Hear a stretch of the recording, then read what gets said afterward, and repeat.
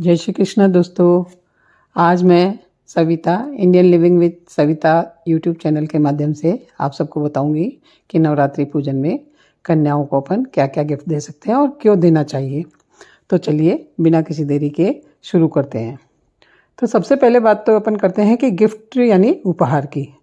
तो आप देखिए कि अपनी डेली रूटीन में भी अपने यहाँ कोई गेस्ट आता है तो उसको अपन गिफ्ट देते हैं, वो हमारे लिए गिफ्ट लाता है। तो ये सब क्यों होता है? ये इसीलिए होता है कि हमारी उनसे बॉन्डिंग बने, उनसे हमारा प्रेम बना रहे। तो सेम यही चीज़ क्या है कन्या पूजन में है। तो कन्या पूजन के बाद भी हम गिफ्ट इसीलिए देते हैं क्योंकि जो कन्याएं आती हैं वो माँ के प्रतीक के रूप में आती हैं। तो हम उनको जो गिफ्ट देते हैं तो वो यही होता है कि हम माँ जगदम्बा को गिफ्ट दे रहे हैं ताकि हमारी माँ से भक्ति और ज़्यादा प्रगाढ़ हो। तो इसीलिए हम उनको गिफ्ट देते हैं।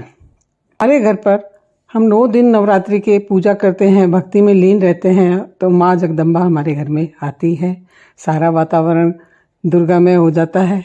तो जो कन्याएं और एक बटुक अपन भोजन पे बुलाते हैं तो उन्हें कुछ भी भेंट देने का हम अपने मन में विचार करते हैं। तो हमको ये लगता है कि हम उनको क्या भेंट दें, उनको क्या दें जिससे माँ दुर्गा हमसे प्रसन्न हो।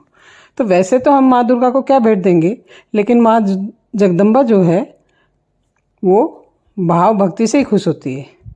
यदि आपने बहुत मूल्यवान वस्तु दे दी, बहुत कीमती वस्तु दे दी, लेकिन आपके मन में अहम आ गया, वो मैंने तो इतनी भारी चीज़ें दी है, इतनी महंगी चीज़ें दी हैं, तो वो सब कोई काम की नहीं है, वो सब बेकार है, उसका कोई मूल्य नहीं रहेगा। क्योंकि माता जी को तो ऐसी चीज़ें चाहिए ही नहीं। माँ को तो सिर्फ भक्ति चाहिए, प्रेम चाहिए। हाँ, आपने प्रेम से सिर्फ यदि एक मूली का तार भी यदि कन्या के बांध दिया, धागा बांध दिया, तो उसमें ही माँ बहुत खुश हो जाएगी। वो जानती है कि ये प्रेम से दिया, ये भक्ति से दिया। माँ को पैसे की वैल्यू नहीं है, माँ को भक्ति की वैल्यू है। तो दोस्तों, जो भी कन्या को दो वो बड़े प्रेम से, भाव से, चाव से दो कि हम हमारी जगत जननी को भेंट स्वरूप कुछ दे रहे हैं। अब अपने को ये लगता है कि हम गिफ्ट में क्या दें, तो हमें ये देखना चाहिए कि माँ को क्या पसंद है, तो हमें वही चीज़ गिफ्ट में देनी चाहिए। तो चलो अब अपन बात करते हैं कि गिफ्ट में अपन क्या दें। तो गिफ्ट में तो बहुत सारी चीज़ें होती है, ऐसी चीज़ें जो कन्याओं को पसंद हो, छोटी छोटी चीज़ें, बड़ी बड़ी चीज़ें, अपने अपने सामर्थ्य के अनुसार कुछ भी दे सकते हैं।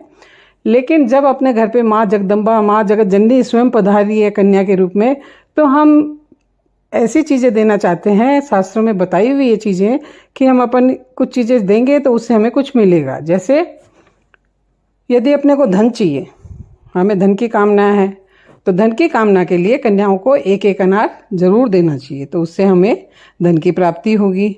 हमें ये लगता है कि बच्चे बड़े हो रहे हैं, उन्हें विद्या चाहिए, तो हमें विद्या की कामना है, तो विद्या के लिए हम क्या कर सकते हैं? विद्या के लिए हम कन्याओं को, बटुक को पेन है, पेंसिल है, कॉपी है, मतलब जो भी विद्या से रिलेटेड सामान है वो हम उनको देंगे, तो हमें विद्या जरूर माता हमें देगी। तीसरी चीज़ है अमर सुहाग। जैसे हमें सौभाग्य के लिए, हमारे अमर सुहाग के इच्छा पूर्ति के लिए, तो हम कन्याओं को क्या दें? उनको हम सुहाग का आइटम जैसे कि चूड़ी है, मेहंदी है, काजल है, बिंदी है, चुनरी है, बहुत सारा सामान है, तो हम उनकी एक एक सुहाग पिटारी कन्याओं को दे सकते हैं। और उसके अलावा दोस्तों कि जैसे हमें जीवन में खुशियाँ चाहिए, हमारा जीवन खुशियों से महकता रहे, तो कन्याओं को एक एक गुलाब का फूल जरूर देना चाहिए दोस्तों। और भी बहुत सारी चीज़ें हैं दोस्तों। कन्याओं को एक फल जरूर देना चाहिए। हमें किसी भी फल की कामना है, कोई भी मनोवांछित इच्छा है जो हमें चाहिए माता जी से, तो हमें कन्याओं को एक एक फल, चाहे वो श्रीफल के रूप में ही हो, वो देना चाहिए और माता जी से विनती करना चाहिए, हे माता, हमारी ये इच्छा है, हमारी ये मनोकामना है, आप पूर्ण करें। तो दोस्तों, मैं दावे से कहती हूँ कि यदि आपने प्रेम से, भक्ति से यदि आपने दिया है तो माँ आपकी इच्छा जरूर पूरी करेगी। तो दोस्तों, कुछ भी दें तो बड़े प्रेम भाव से दें। इसके अलावा भी बहुत सारी वस्तुएं हैं जो हम दे सकते हैं, जैसे गहनों में पायल है, नथनी है, नौजपिन है, इत्यादि। इसके अलावा बच्चों को स्कूल बैग भी दे सकते हैं, पानी की बोतल भी दे सकते हैं। और बच्चों, कई बार कन्याएं आती है तो बहुत सारे घरों में खाना खा के आती है, तो अपने घर में आती है तो सिर्फ एक बाइट ही वो ले पाती है, उसके अलावा वो खा नहीं पाती। तो अपने को क्या करना चाहिए? उनको जैसे लंच बॉक्स अपन दे सकते हैं, और जो खाना वो छोड़ देती है वो खाना हम उनको पैक करके उसमें लंच बॉक्स में दे सकते हैं। और इसके अलावा दोस्तों, जैसे हेयर बैंड है, हेयर पिन है, गुल्लक है, और भी आप मार्केट में जाएंगे बहुत सारा सामान आपको दिखेगा, बहुत सारा सामान मिलेगा। तो इन सब के छोटे छोटे पैकेट बना लीजिए, एक गुड्डी बॉक्स बना दीजिए और वो सामान आप कन्याओं के तिलक कर करके उनके हाथ में दीजिए और उनको दक्षिणा जरूर दीजिए दोस्तों। तो वो कन्याएं बहुत खुश होंगी और जितनी ज़्यादा कन्या खुश होंगी, उनको चॉकलेट भी दे सकते हैं, तो जितनी ज़्यादा कन्या खुश होगी उतना ज़्यादा माता जी हमसे प्रसन्न होगी। तो अपने को ये सब चीज़ें उनको देनी चाहिए।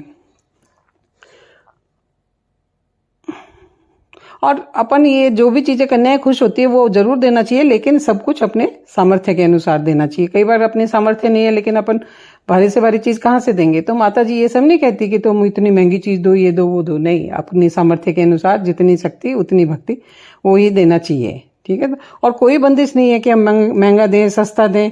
आप सिर्फ प्रेम से, भाव से जो भी कन्याओं को अर्पण करेंगी, आपको उसका 100 गुना फल प्राप्त होगा। बड़े प्रेम से उनको, बड़े लाड से, बड़े चाव से, भक्ति से उनको सामान देंगी तो आपको उन सबका 100 गुना फल प्राप्त होगा और हमारी हर मनोकामना पूरी होगी। तो दोस्तों, प्रेम से बोलो जय माता दी।